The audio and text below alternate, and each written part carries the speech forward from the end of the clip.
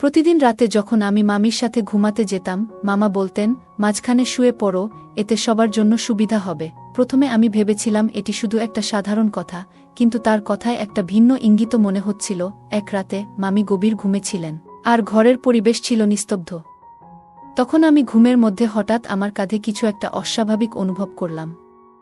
প্রথমে ভাবলাম হয়তো কিছু ভুল হচ্ছে বা আমার কল্পনা, কিন্তু সেই স্পর্শটি ধীরে ধীরে কাঁধ থেকে নিচের দিকে সরতে থাকে। সঙ্গে সঙ্গে আমার হৃৎস্পন্দন দ্রুত হয়ে উঠল। মনে নানা প্রশ্ন ঘুরতে লাগল, এটা আসলে কি ঘটছে? আমি একটু দূরে সরে তাদের দিকে তাকালাম। আমার চোখে অদ্ভুত একটা ভাবনা ভর করছিল, যা আমাকে বিভ্রান্ত করছিল। হঠাৎ বাইরে যাওয়ার জন্য একটা কারণ খুঁজতে লাগলাম। ঠিক তখনই মামা আমার হাত ধরে ফেললেন এবং আমাকে আটকে রাখার চেষ্টা করলেন। এরপর পরিস্থিতি থেকে বেরিয়ে আসার উপায় খুঁজতে লাগলাম। তারপর কয়েকদিন পর আবার রাতেই মামা আমার ঘরে ঘুমাতে এলেন। আমি সেদিন মাটিতে বিছানা পাতিনি, বরং নিজের বিছানায় শুয়ে পড়লাম। বিছানায় আমাকে শোয়া দেখে মামা বেশ খুশি হলেন। কিছুক্ষণ পর ঘরের আলো নিভিয়ে দেওয়ার পর তার অভ্যাসমতো তার হাত আমার গায়ে এসে পড়ল। এবার আমি তাকে কিছু বললাম না, কোনো প্রতিক্রিয়া দেখালাম না। তারপর, আমার নাম পূজা, আমি 18 বছরের তরুণী। আমার গায়ের রং ছিল ফর্সা, যা আমাকে আরও আকর্ষণীয় করত। আমি বাইরে বের হলেই সবাই আমার দিকে তাকিয়ে থাকত। আমি নিজের শরীরের অনেক যত্ন নিতাম। বন্ধুরা, আজকের গল্পটা অনেক বেশি স্পেশাল হতে চলেছে, তাই কেউ মিস করো না। দয়া করে গল্পগুলো ভালো লাগলে ভিডিওটি লাইক, শেয়ার এবং চ্যানেলটি সাবস্ক্রাইব করো প্লিজ। কয়েকদিন আগে আমার মামি আমাকে তাদের বাড়িতে এনেছিলেন, কিন্তু গরমের ছুটি কাটানোর জন্য নয়, বরং একটা আলাদা কারণেই মামির বাড়িতে আসা। আমার মায়ের সঙ্গে মামির বন্ধুত্ব ছিল, তাই মায়ের কথায় আমি মামির কাছে এসেছিলাম। তিনি আমার নিজের মামি নন। ফোনে জানানো হলো যে তানিয়া মামি আমাকে নিয়ে যেতে আসছে এবং কিছুদিন তার বাসায় থাকতে হবে। আমার মা-বাবা দুজনেই চাকরি করেন। কিছুদিন আগে মায়ের বদলি হয়েছে, সেই নতুন পোস্টিংয়ের গ্রামে বিদ্যুৎ বা পানির ভালো ব্যবস্থা নেই। মা সেখানে যোগ দেওয়ার আগেই গ্রামটি দেখে এসেছিলেন এবং পুরো পরিস্থিতি বুঝতে পেরেছিলেন। গ্রামের অবস্থা জানার পর বাবা মাকে পরামর্শ দিলেন যে প্রমোশনের জায়গাটি যেন পরিবর্তন করিয়ে নেন। এই পরিবর্তনের জন্য মাকে হেডকোয়ার্টারে যেতে হতো, আর বাবাও মায়ের সঙ্গে সেখানে চলে গেলেন। তারপর বাড়ি ফেরার পথে তাদের গাড়ির দুর্ঘটনা ঘটে। সকালে বাড়ি থেকে বের হলেও বিকেল হয়ে যায়, তবুও তারা বাড়ি ফেরেনি। সন্ধ্যাবেলা মায়ের ফোন এলে আমি জানতে পারি কি ঘটেছে। দুর্ঘটনাস্থলটি আমাদের বাড়ি থেকে বেশ দূরে ছিল। মা জানালেন যে তার শারীরিক অবস্থা মোটামুটি ভালো আছে, তবে বাবাকে 1 মাসের জন্য হাসপাতালে থাকতে হবে। মা আমাকে সাহস দিয়ে বললেন, তুমি চিন্তা করো না, আমরা না ফেরা পর্যন্ত তুমি আমার এক বান্ধবীর বাড়িতে থাকবে। তানিয়া মামি তোমাকে নিয়ে যেতে আসছে। আমি তাকে আগে থেকেই মামি বলে ডাকতাম।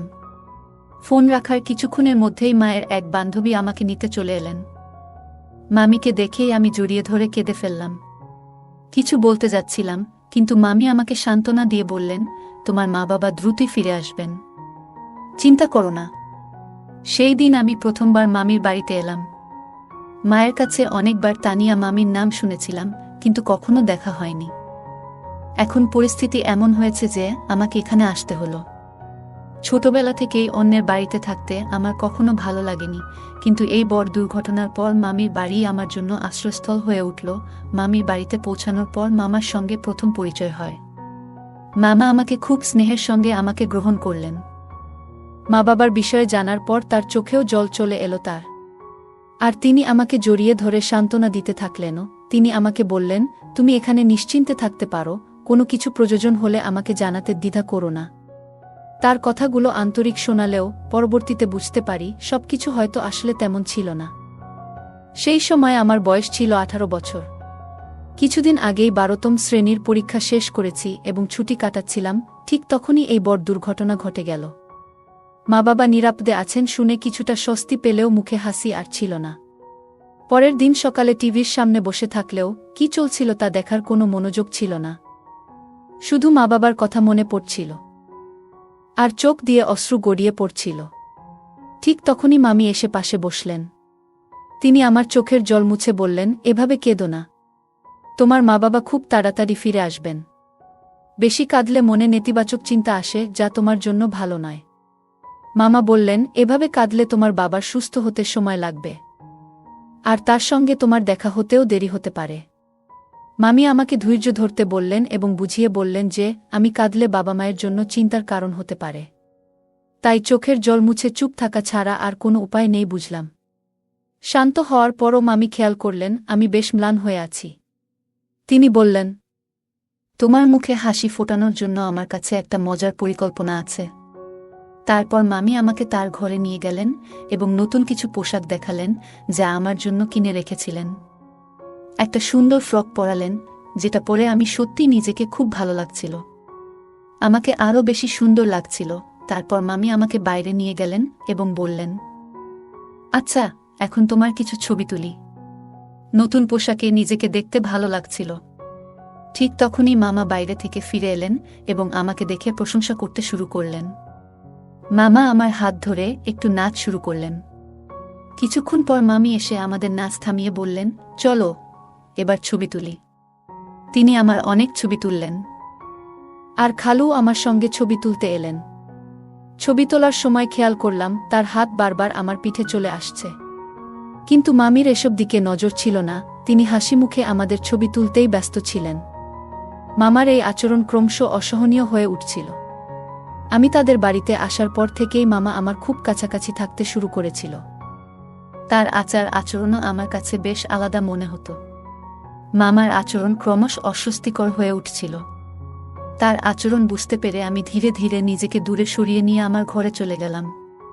সেই রাতে মামি আমার ঘরে এসে বললেন, আজ থেকে তুমি আমার সঙ্গে আমার ঘরে ঘুমাবে।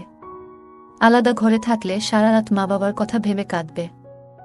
আমি মামির কথা মেনে তার ঘরে একসঙ্গে শোবার জন্য রাজি হলাম। তবে মামির ঘরে যাওয়ার পর খেয়াল করলাম আমাকে মামি এবং মামার মাঝে ঘুমাতে হবে। প্রথমে একটু অস্বস্তি লাগলেও মামিকে না বলতে পারলাম না। লাইট বন্ধ করে শোয়ার কিছুক্ষণ পর আমি অনুভব করলাম কেউ যেন আমার শরীরে স্পর্শ করেছে। স্পর্শ পেয়ে বুঝতে পারলাম এটি একজন পুরুষের হাত। আমার মামা পাশে ছিলেন, তাই আমি চিন্তা করে হাতটি সরিয়ে মামির দিকে রাখলাম যাতে মামা নিজেই দেখতে পারেন। মামি তখন ঘুমেছিলেন, কিন্তু যখন বুঝতে পারলেন যে হাতটি আমার দিকে ছিল, তখনই তিনি আলো জ্বালালেন এবং আমাকে আমার জায়গায় ঠিক করে শুইয়ে দিলেন। এরপর নিজে এসে আমার পাশে শুয়ে পড়লেন। পরদিন সকালে আমি তৈরি হয়ে বসেছিলাম, ভাবছিলাম মামির সঙ্গে সময় কাটানোর এটিই আমার জন্য একমাত্র সুযোগ। মামি তখন রান্নাঘরে ছিলেন। হঠাৎ তার চিৎকার শুনে দ্রুত রান্নাঘরের দিকে ছুটে গেলাম এবং সেখানে মামির পা হঠাৎ পিছলে গিয়েছিল। তিনি সোজা হাঁটুর উপর পড়ে গিয়েছিলেন। আমার মন খুব কেঁপে উঠল। দ্রুত তার কাছে গিয়ে জিজ্ঞেস করলাম, মামি, আপনি ঠিক আছেন তো? তিনি ব্যথায় কাতরাচ্ছিলেন। মামা তৎক্ষণাৎ রান্নাঘরে এলেন এবং মামিকে উঠতে সাহায্য করলেন, কিন্তু তিনি দাঁড়াতে পারছিলেন না। দ্রুত মামা গাড়ি বের করে আমাদের হাসপাতালে নিয়ে গেলেন। আমি মামির হাত ধরেছিলাম, যাতে তিনি একা না অনুভব করেন। হাসপাতালে পৌঁছানোর পর ডাক্তার তার চেক আপ করলেন এবং জানালেন যে মামির পায়ে ফ্র্যাকচার হয়েছে। এই কথা শুনে আমার চোখে জল চলে এলো। ভাবলাম এখন বাড়ির সব কাজ আমাকে সামলাতে হবে। প্রায় 2 ঘন্টা পর মামা এবং আমি হাসপাতাল থেকে বাড়ি ফিরলাম। মামির পা প্লাস্টারে বাঁধা ছিল এবং তার চোখে যন্ত্রণার ছাপ ছিল। তবুও তিনি হাসি মুখে বললেন, মা, তুমি চিন্তা করো না, আমি খুব তাড়াতাড়ি ঠিক হয়ে যাব।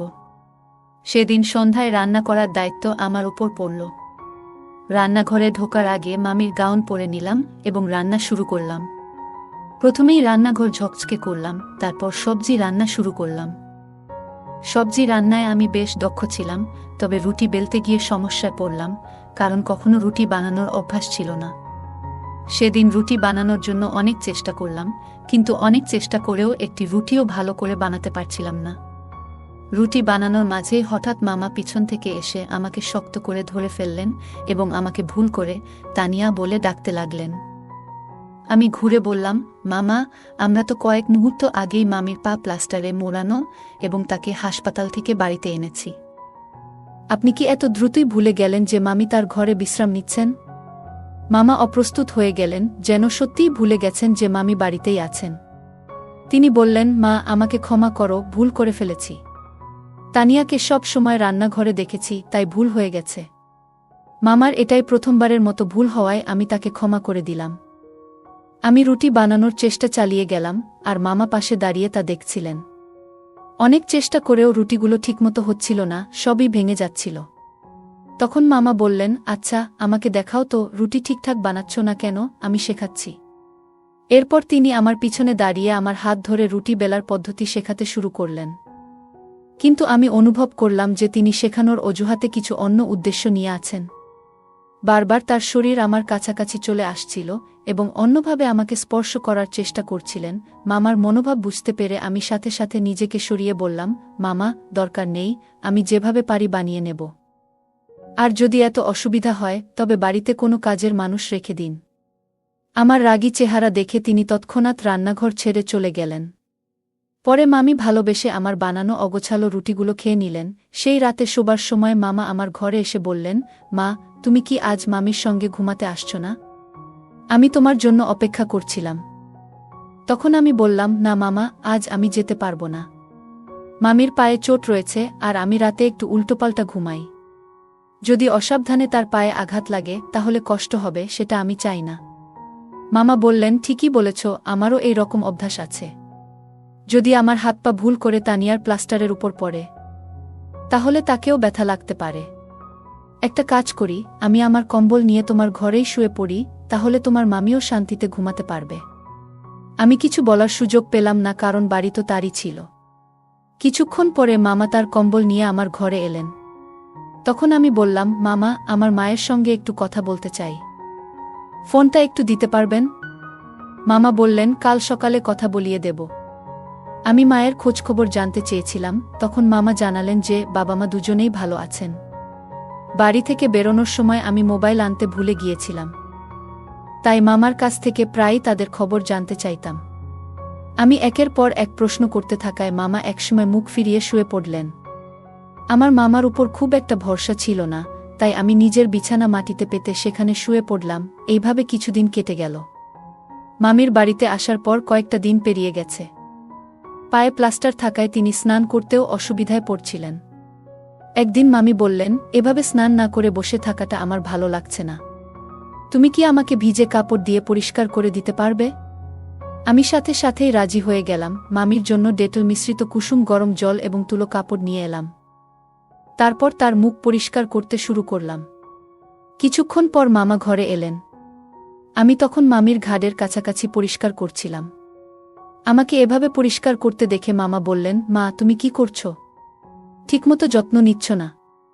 তারপর তিনি বললেন, আচ্ছা, আমি তোমাকে শিখিয়ে দিচ্ছি কিভাবে পরিষ্কার করতে হয়। বলে মামা আমাকে ঘরের বাইরে নিয়ে গেলেন এবং বললেন, পূজা, কাপড় দিয়ে ঠিকভাবে কিভাবে পরিষ্কার করতে হয় আমি তোমায় শেখাচ্ছি। মামা বললেন, সঠিকভাবে পরিষ্কার করতে হবে, এবং তিনি ভেজা তোয়ালে নিয়ে সামনে দাঁড়ালেন। আমি বিছানায় বসেছিলাম আর তিনি আমাকে পরিষ্কারের পদ্ধতি দেখাতে লাগলেন। কিছুক্ষণ পর তার হাত আমার ঘাড়ের দিকে চলে আসছিল, যা আমার কাছে ঠিক মনে হচ্ছিল না। ভালোমন্দের মধ্যে পার্থক্য বোঝার মতো যথেষ্ট বোধগম্যতা আমার তখন ছিল, আর এই আচরণে আমি অস্বস্তি অনুভব করছিলাম। তাই দ্রুত নিজেকে দূরে সরিয়ে নিলাম। তার এমন আচরণে আমার মন খারাপ হয়ে গেল এবং চোখে জল এসে গেল। তৎক্ষণাৎ আমি মামির কাছে অভিযোগ জানাতে তার ঘরে গেলাম। সেখানে গিয়ে দেখি মামি গভীর ঘুমে আচ্ছন্ন। তার ঘুম ভাঙানো ঠিক হবে না ভেবে আমি চুপচাপ চোখের জল মুছে নিলাম এবং ঘরের অন্য কাজকর্মে মন দিলাম। বিকেলে মামি ঘুম থেকে উঠলে আমি তাকে চা দিয়ে এলাম। তিনি চা পান করতে করতে আমিও তার পাশে বসলাম। তখন আমি তাকে আমার মা বাবার ব্যাপারে জিজ্ঞেস করলাম এবং বললাম যে আমার তাদের সাথে কথা বলতে ইচ্ছে করছে। মামা আমাকে বললেন, পূজা, কালই তোমার মায়ের সাথে আমার কথা হয়েছে। তোমার মা বাবা দুজনেই ভালো আছেন এবং কয়েকদিনের মধ্যেই বাড়ি ফিরে আসবেন। তোমার বাবার স্বাস্থ্যেরও উন্নতি হচ্ছে। তোমার মা বলেছিলেন, তুমি যদি ফোনে কথা বলো তাহলে কান্না পাবে, আর সেই কান্না শুনলে তারও মন খারাপ হয়ে যাবে। এখন তোমার বাবার সামনে কষ্টের কথা বলা উচিত নয়, তাই ডাক্তারও বলেছেন যে বাড়ি ফিরে আসার পরেই তোমার সাথে কথা বলানো হবে। মামির কথায় আমি বিশ্বাস করতে চেষ্টা করলাম, কিন্তু মনে হচ্ছিল তিনি ইচ্ছে করেই আমাকে ফোন করতে দিচ্ছেন না। দিন দিন আমার মনে হচ্ছিল যেন আমি ওই বাড়িতে আটকা পড়ে আছি আর বেরোনোর কোনো পথ নেই। একদিন বাড়ির দেয়ালে ঝোলানো ক্যালেন্ডারের দিকে চোখ পড়ল। ক্যালেন্ডারটি দেখতে গিয়ে আমি স্তম্ভিত হয়ে গেলাম, কারণ ঘরের দেয়ালে ঝুলানো ক্যালেন্ডারটি 1 বছরের পুরনো ছিল, যখন আমি মামির সঙ্গে এখানে এসেছিলাম। তখন চলতি বছর ছিল, কিন্তু ক্যালেন্ডার ছিল আগের বছরের। সেই দিন আমি দ্রুত ঘর থেকে বেরিয়ে এলাম। বাইরে এসে চারপাশে তাকাতেই দেখতে পেলাম আশপাশের সব ঘর বন্ধ, একমাত্র মামির বাড়িতেই মানুষজন ছিলেন, বাকিটা পুরো এলাকা একদম নির্জন পড়েছিল। কয়েকদিন আগে মামিকে হাসপাতালে নিয়ে যাওয়ার সময় মামার গাড়িতে ছিলাম। তখন গাড়ির জানালাগুলো একেবারে কালো ছিল, তাই বাইরের কিছুই দেখতে পাইনি। তখন এদিক ওদিক খেয়াল করার কথাও মনে আসেনি। কিন্তু এখন যে পরিস্থিতি দেখছি তা সম্পূর্ণ আলাদা।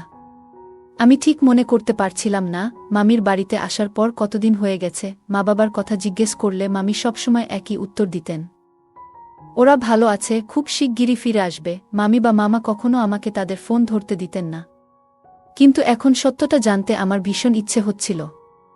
জানতে চাইছিলাম আজকের তারিখ আসলে কি। কিন্তু সেই বাড়িতে শুধুমাত্র পুরনো ক্যালেন্ডার ছাড়া আর কিছুই দেখতে পাচ্ছিলাম না। ঘরের মধ্যে এদিক সেদিক খুঁজতে লাগলাম। মামা আমাকে হঠাৎ লক্ষ্য করলেন এবং প্রশ্ন করলেন, তুমি কি খুঁজছ? ওই মুহূর্তে আমি কেন জানি না, কিন্তু সত্যটা বলার সাহস পাইনি। বললাম, না কিছু না, সময় কাটাচ্ছিলাম কেবল। আমার কথা শোনার পর মামা হেসে বললেন, সময় কাটানোর জন্য এই বাড়িতে অনেক কিছু আছে, চাইলে তোমার সময় কাটিয়ে দিতে পারি। তার এমন মন্তব্য শুনে আমি বুঝলাম এখন শান্ত থেকে তার ফোনের নাগাল পাওয়ার চেষ্টা করতে হবে। বাধ্য হয়ে তাকে হেসে সাড়া দিতে হলো। পরে মামা যখন মামির ঘরে গেলেন, আমি ওনার পেছনে গেলাম। একটু আগের আমার আচরণ নিয়ে তিনি মামিকে সব বলছিলেন। তখনই বুঝতে পারলাম আমার সব কর্মকাণ্ডের উপর তার নজর রয়েছে। সেই রাতেই মামা আমার ঘরে ঘুমাতে এলেন। আমি সেদিন মাটিতে বিছানা পাতিনি, বরং নিজের বিছানায় শুয়ে পড়লাম। বিছানায় আমাকে শোয়া দেখে মামা বেশ খুশি হলেন। কিছুক্ষণ পর ঘরের আলো নিভিয়ে দেওয়ার পর তার অভ্যাসমতো তার হাত আমার গায়ে এসে পড়ল। এবার আমি তাকে কিছু বললাম না, কোনো প্রতিক্রিয়া দেখালাম না। ধীরে ধীরে তার নাক ডাকার আওয়াজ কানে এলো, তখন তার হাত আস্তে করে সরিয়ে দিলাম। মামার হাত সরিয়ে আমি বিছানা থেকে উঠে তার ফোনটি হাতে নিলাম। ফোনের তারিখ দেখে আমি হতবাক হয়ে গেলাম, কারণ এখানে আমি যতদিন কাটিয়েছি বলে মনে করেছিলাম, বাস্তবে তার চেয়ে অনেক বেশি সময় পেরিয়ে গেছে। মামির বাড়িতে আমার থাকা ইতিমধ্যে 3 মাসেরও বেশি হয়ে গেছে। ফোনটি দেখতে গিয়ে হঠাৎ আমার কাঁধে মামার হাত পড়ল, আর তখনই বুঝতে পারলাম তার ঘুম ভেঙে গেছে। আমি দ্রুত অজ্ঞান হওয়ার ভান করলাম, যেন তিনি ভাবেন আমি কিছুই জানি না। মামা আমাকে তুলে বিছানায় শুইয়ে দিলেন। কিছুক্ষণ পর তিনি মামিকে ডেকে নিয়ে এলেন।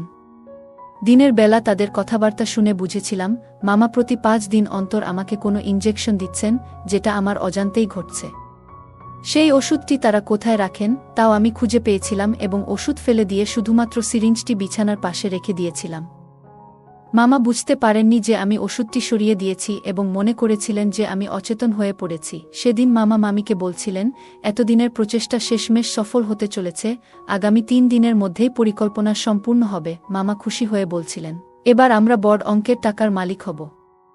যখন তার চোখ খুলবে তখন সে থাকবে দূরের দেশে, আর এই মেয়েটা আমাদের এমন সুযোগ এনে দেবে যা আমরা কল্পনাও করিনি। আমি নিঃশব্দে তাদের কথাবার্তা শুনে যাচ্ছিলাম।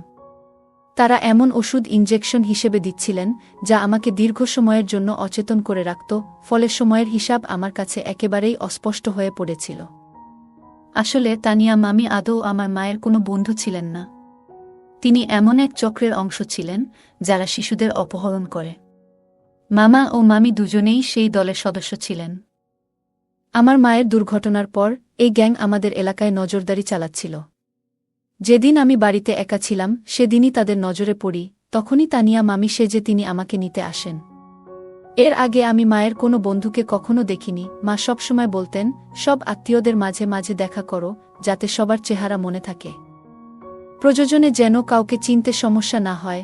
আজ মায়ের সেই কথাগুলো মনে পড়ছিল, কারণ আমি কখনো কারো সাথে বিশেষভাবে মিশতাম না এবং তাদের সঠিকভাবে চিনতামও না। এ কারণেই আসল তানিয়া মামিকে আমি চিনতে পারিনি এবং সহজেই এই ভুয়া পরিচয়ের ফাঁদে পড়ে গিয়েছিলাম। আমি বুঝতে পেরেছিলাম যে আমি এমন কিছু মানুষের মাঝে আটকে পড়েছি যাদের পরিকল্পনা ছিল ভয়ঙ্কর। কিছুক্ষণ পর তাদের কথাবার্তা শেষ হলে মামা আবার আমার পাশে এসে শুয়ে পড়েন। তার বিটবিট করা থেকে বুঝতে পারি যে তিনি আমার সাথে কোনো ক্ষতি করার অবস্থায় নেই। এটা বুঝে আমি কিছুটা স্বস্তি পাই এবং সেদিন রাতে শান্ত থেকে তার পাশে শুয়ে থাকি। পরের দিন সকালে আমার জন্য মুক্তির দিন ছিল। সকালে ঘরের দরজায় কলিং বেলের শব্দে ঘুম ভাঙে। দরজায় দেখি আমার মা বাবা এবং পুলিশ দাঁড়িয়ে আছেন। আমি প্রযুক্তিতে বেশ দক্ষ ছিলাম, আর আমার দ্রুত বুদ্ধি কাজে লাগে। আমার মায়ের ফোন নম্বর মুখস্থ ছিল, তাই রাতে এক ফাঁকে মামার ফোন হাতে পেয়ে আমি মায়ের নম্বরটি সেভ করি এবং আমার অবস্থান সহ সব তথ্য পাঠিয়ে দিই। মা এই বার্তা পেয়েই পুলিশ নিয়ে আমার খোঁজে বের হন এবং অবশেষে আমাকে খুঁজে পান। আমাকে ৪০০ কিলোমিটার দূরে নিয়ে এসে লুকিয়ে রাখা হয়েছিল এবং তাদের পরিকল্পনা ছিল আমাকে বিদেশে বিক্রি করে প্রচুর অর্থ লাভ করার। তবে সৌভাগ্যবশত আমি সময়মতো সেই পরিস্থিতি থেকে বেরিয়ে আসতে সক্ষম হয়েছিলাম। গল্পের কেন্দ্রবিন্দুতে রয়েছে পূজা নামের একটি মেয়ে, যে তার বাবা মায়ের সঙ্গে একটি বড় দুর্ঘটনার মুখোমুখি হয়। এই দুর্ঘটনার পর সে বাধ্য হয় তার তানিয়া মামির বাড়িতে থাকতে। মামির বাড়িতে গিয়ে তাকে নানা চ্যালেঞ্জের সম্মুখীন হতে হয়। এই গল্পটি আমাদের জীবনের জন্য গুরুত্বপূর্ণ কয়েকটি শিক্ষা দেয়, যা সংকটময় সময়ে আমাদের সাহস ও শক্তি যোগায়। গল্পের শুরুতে পূজা জানতে পারে তার বাবা মা একটি দুর্ঘটনার শিকার হয়েছেন, যা তাকে ভীষণ মর্মাহত করে। তবে সে বুঝতে পারে যে কঠিন পরিস্থিতিতেও জীবন এগিয়ে যায় এবং এটাই আমাদের শেখায় যে কোনো অবস্থাতেই সাহস হারানো উচিত নয়, বরং জীবনের বাধাগুলোকে সামনে রেখে এগিয়ে যাওয়া উচিত। কিন্তু গল্পের মাঝপথে এসে পূজা বুঝতে পারে তার মামার আচরণ অদ্ভুত হয়ে উঠেছে এবং তার মনে সন্দেহ তৈরি হয়। শুরুতে মামাকে সৎ মনে হলেও ধীরে ধীরে সে উপলব্ধি করে যে তার নিজের নিরাপত্তার জন্য তাকে সচেতন হতে হবে। এই ঘটনাটি আমাদের শেখায় অন্ধভাবে কাউকে বিশ্বাস করার আগে সতর্ক হওয়া এবং নিজের অন্তর্দৃষ্টি বা মনে সন্দেহ জাগলে সেই অনুভূতিকে গুরুত্ব দেওয়া জরুরি। পূজা নিজেকে রক্ষা করার জন্য সাহসী ভূমিকা পালন করে এবং আত্মসম্মান বজায় রাখে, যা আমাদের শেখায় যে আমাদের সম্মান এবং নিরাপত্তা আমাদের নিজেদের হাতেই। কোনো পরিস্থিতিতেই আত্মসম্মান ত্যাগ করা উচিত নয়। গল্পটি শেষ পর্যন্ত পূজা সংগ্রাম ও সাহসকে উদ্যাপন করে এবং আমাদের অনুপ্রাণিত করে জীবনের প্রতিটি বাধাকে সাহসের সঙ্গে মোকাবিলা করতে। এই গল্পে পূজা তার মামার অস্বস্তিকর আচরণের মুখোমুখি হয়ে বুঝতে পারে যে নিরাপত্তা রক্ষা কতটা গুরুত্বপূর্ণ। নিজের সুরক্ষার বিষয়ে সচেতন হওয়ার পাশাপাশি সে শিখছে রান্নার মতো নতুন কাজ, যা তার আত্মবিশ্বাস ও দক্ষতা বাড়ায়। পূজার মামির সাথে তার সম্পর্ক থেকে বোঝা যায় যে জীবনে বিশ্বাস ও সম্মানভিত্তিক সম্পর্ক গড়ে তোলা অত্যন্ত মূল্যবান।